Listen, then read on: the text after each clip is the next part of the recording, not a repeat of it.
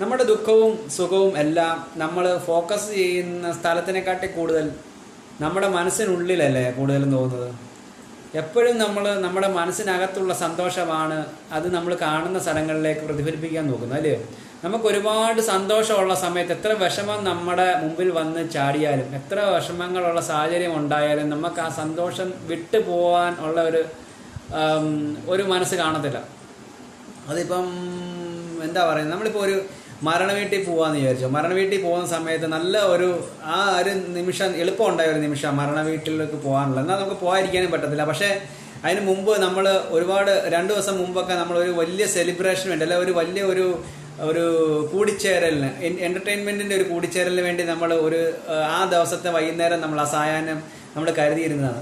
പക്ഷേ നമ്മളിപ്പം ഇപ്പോൾ ഈ മരണ വീട് അറ്റൻഡ് ചെയ്ത് കഴിഞ്ഞാൽ നമുക്ക് ആ സന്തോഷം പോകുന്നില്ല. നമുക്ക് അതിന് വേണ്ടിയുള്ള സന്തോഷത്തിലേക്ക് നമ്മളെ പിടിച്ചു വലിച്ചുകൊണ്ടിരിക്കുകയാണുള്ളത്, അല്ലേ?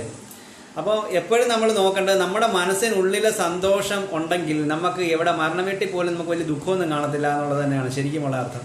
അപ്പോൾ ഇച്ചിരി കഴിയുമ്പോഴത്തേക്ക് നമുക്ക് കിട്ടാനുള്ള എന്തായാലും അത് പക്ഷേ നമുക്ക് ഫീൽ ചെയ്ത് കഴിഞ്ഞാൽ, നമുക്ക് ആ മരണ വീട് നമുക്ക് ഫീൽ ചെയ്ത് കഴിഞ്ഞാൽ മാത്രമേ നമ്മുടെ മനസ്സിനുള്ളിൽ ആ ദുഃഖം ഫീൽ ചെയ്താൽ മാത്രമേ നമുക്ക് അവിടെ ദുഃഖം ഉണ്ടാവത്തുള്ളൂ.